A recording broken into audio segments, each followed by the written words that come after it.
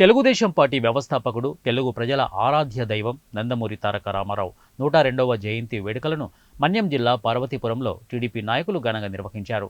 Parvathipuram MLA Bonela Vijayachandra ఆదేశాలతో బుధవారం ఉదయం పాత బస్టాండ్ కూడలిలో గల స్వర్గీయ ఎన్టీఆర్ విగ్రహానికి టీడీపీ నాయకులు పూలమాలలు వేసి ఘన నివాళులు అర్పించారు. అనంతరం కేక్ కట్ చేశారు. ఎన్టీఆర్ అమర్ రహే, తెలుగుదేశం జిందాబాద్ అంటూ పెద్ద ఎత్తున నినాదాలు చేసిన టీడీపీ శ్రేణులు స్వర్గీయ ఎన్టీ రామారావు సమాజానికి అందించిన సేవలను ప్రస్తుతించారు.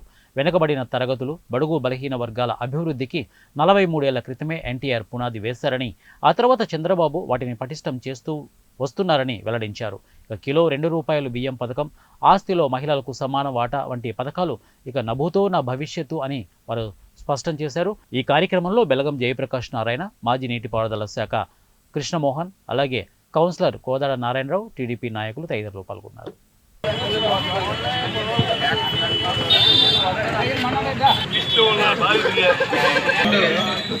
ఎన్టీఆర్ జయంతి ఉత్సవాలకు విచ్చేసిన తెలుగుదేశం కుటుంబ సభ్యులందరికీ పేరు పేరున హృదయపూర్వక నమస్కారాలు.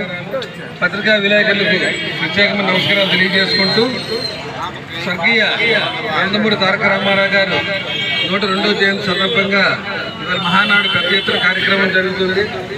మన గౌరవ శాసనసభ్యులు బోనెల విజయచంద్ర గారి ఆదేశాల మేరకు పార్వతీపురం పట్టణంలో ఈరోజు ఘనంగా ఎన్టీఆర్ జయంతి ఉత్సవాలు ఇక్కడ చేసుకుంటున్నాం అని తెలియజేయడం చాలా సంతోషంగా ఉంది. తెలుగుదేశం పార్టీ అంటేనే పేదల పార్టీ.